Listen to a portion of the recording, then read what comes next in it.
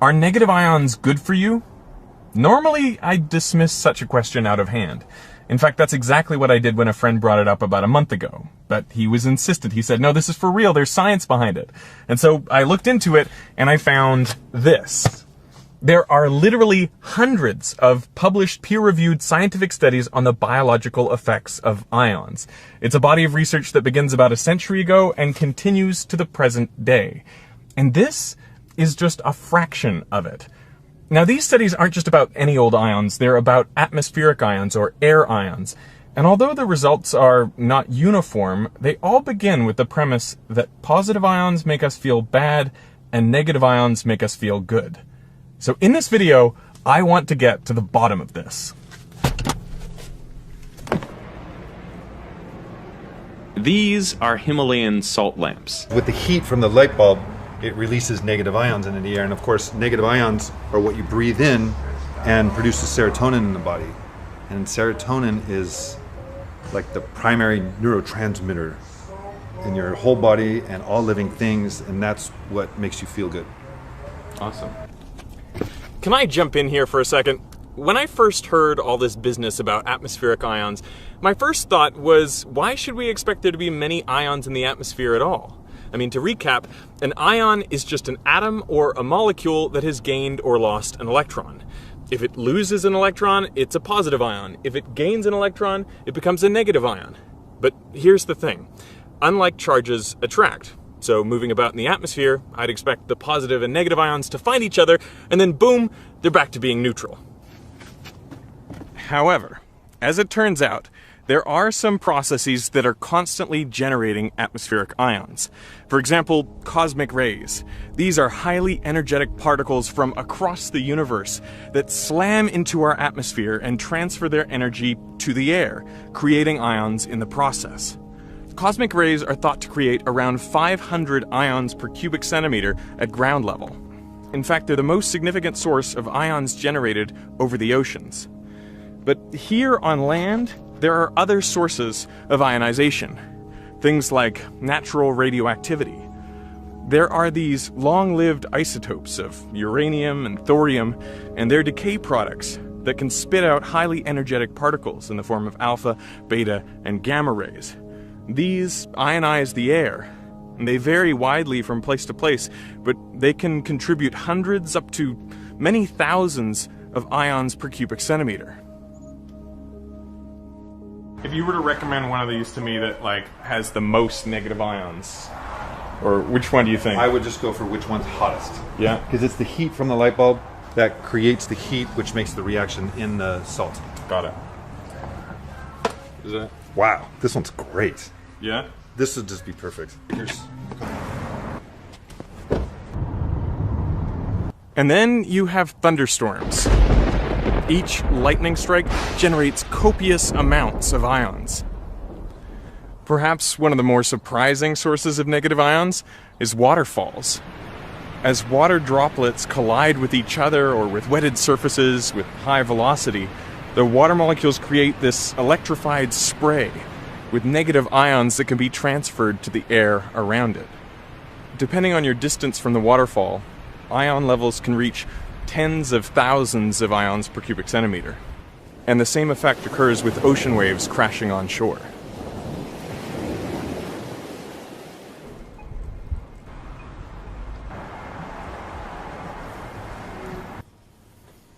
Hello. Hi, Derek. How are you? Good. Can I give you that? Sure. So what I want to know is how many negative ions are there coming off that lamp when it's on? We have a technique involving mass spectrometry that measures negative ions coming off of solids, and so we can give it a try. Are you an ion expert? I've been studying ions for 55 years. Whoa. And I've written hundreds of papers on all aspects of ions. So this is my salt lamp. It's meant to give us lots of negative ions. Can you tell me whether it's giving us some negative ions? We're going to have a look, and the thing we're utilizing here is that the inlet to this mass spectrometer is at atmospheric pressure, and if there's ions there, we'll be able to detect them. So this is like, is it kind of like an electronic nose or something? for ions. It You could think of it sniffs as the a ions. nose for ion. Yeah, Okay. yeah, it sniffs the ions. Okay. The lamp is next to the ion sampling cone. I mean, it's not on yet, but we see if there's any ions coming from it. Yeah. So this display here, this is our mass to charge axis here. So how heavy they are in molecular weight essentially, and if there's ions being formed, we're going to see some signal on this screen. Maybe like some peaks. Some peaks, yeah.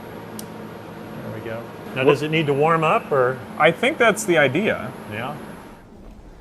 Now, there are some places that do naturally have lower concentrations of ions, namely the interiors of houses and businesses, because these structures provide some shielding from the cosmic rays and from the natural radioactivity. Plus, if you have metal ducting and air conditioning, well, some of those charged ions will get stuck in the ducts. So typically levels inside homes and businesses can be as low as around 100 or 200 ions per cubic centimeter. Ion concentrations are also typically lower in polluted areas, in big cities or around factories. And that's because the ions actually cling to those pollutants, or the aerosols, and so they don't live as long in the atmosphere.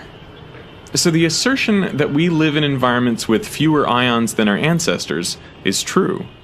If you're thinking that you feel better around waterfalls and oceans and after thunderstorms than you do in polluted cities or around big factories, well, maybe that's the reason why scientists have been studying the effects of negative ions on human health for nearly a century. So let's consider the evidence.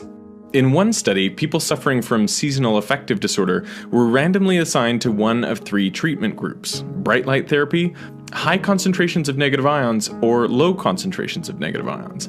They found that both bright light therapy and high density negative ions independently produced antidepressant effects, but not low density ions.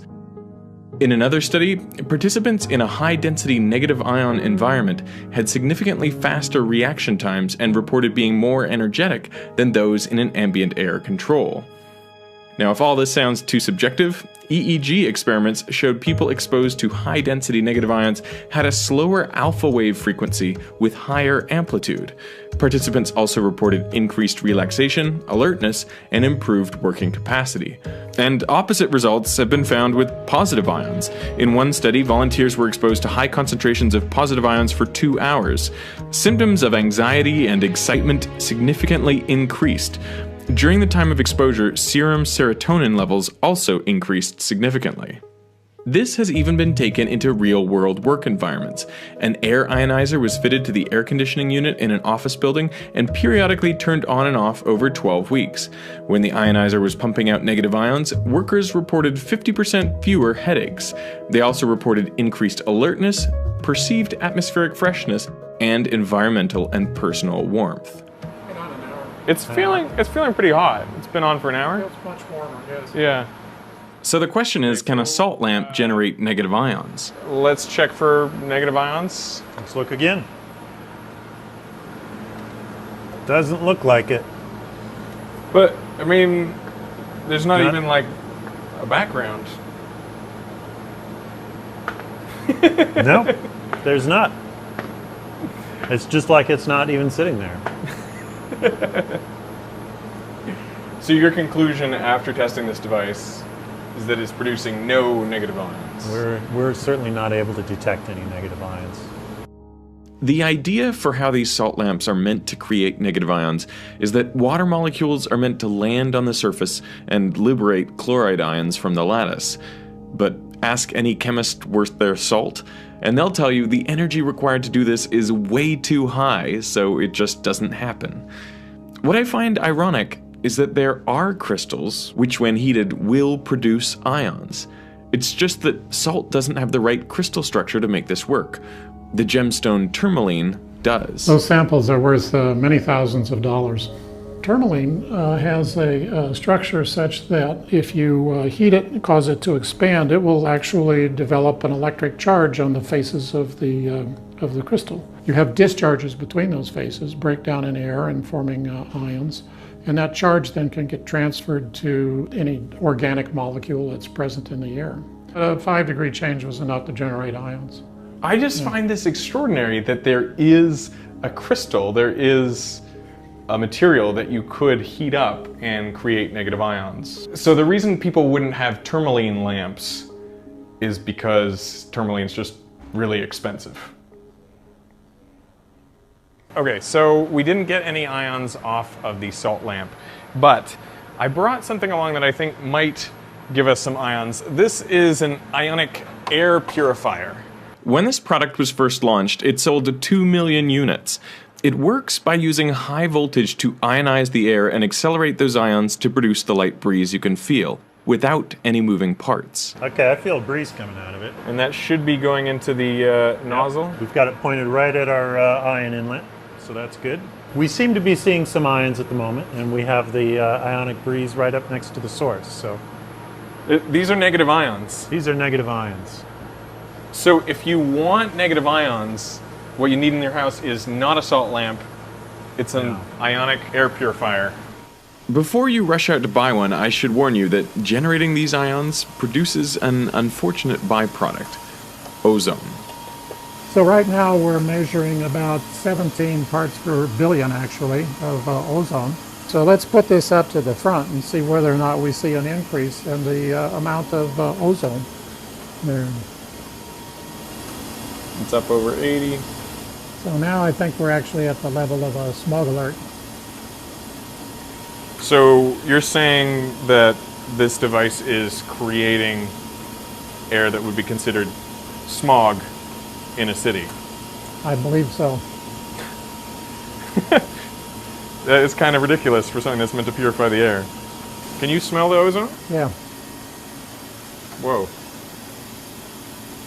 Does it trouble you? Oh, it doesn't bother me. I know it, and I want to either leave the lab or turn it off. What am I smelling for here? It should kind of yeah. the sweet smell. Oh yeah. Does it smell a little sweet? Yeah. Yeah. A lot of people like that smell, but if you smell that, it's not good. So perhaps we should shut this off before we asphyxiate ourselves. So, generating clean negative ions is challenging. But is it even worth the effort? The research is inconsistent. No significant difference. Evidence for beneficial effects of negative ions on mood and performance could not be demonstrated. Of the studies that report significant results, many have methodological problems. In some, participants weren't blinded to the treatment they were receiving. When they were blinded, they may still have known when negative ions were present by the faint smell of ozone. Most of the studies have very small sample sizes. Plus, they surveyed participants on a number of measures, increasing the likelihood that at least one would show a significant difference, just due to random chance. Ion levels were typically measured at the source, and the distance to subjects was not tightly controlled, nor were the other components of the air. So there's no guarantee the participants were even receiving the expected levels of ions. A meta-analysis from 2013 reviewing all the prior human ion studies concluded there was, quote, no consistent influence of positive or negative air ionization on anxiety, mood, relaxation, sleep, and personal comfort measures. The only link they found was between negative air ionization and lower depression scores, though the authors caution future research is needed to evaluate the biological plausibility of this association. Because fundamentally, the idea that ions have any biological effect is implausible. Consider that in a cubic centimeter of air, there are 10 to the 19 air molecules. So even with tens of thousands of ions, the amount is insignificant, not even 1 part per billion. We're talking parts per million billion. And there's no reason to suspect the extra electrons would do anything anyway. I mean, in your daily life, you are constantly building up charge on your skin and discharging it through little zaps, say when you touch a doorknob. What do a few more stray electrons extracellular do? Yeah. Probably not much. So if ions do anything, it would likely be indirectly, say by removing pollutants and odors from the air. The ions would cling to the chemicals and then they would, say, get attracted to surfaces or something? Surfaces and stick to the surface. The chemicals stay on the surface.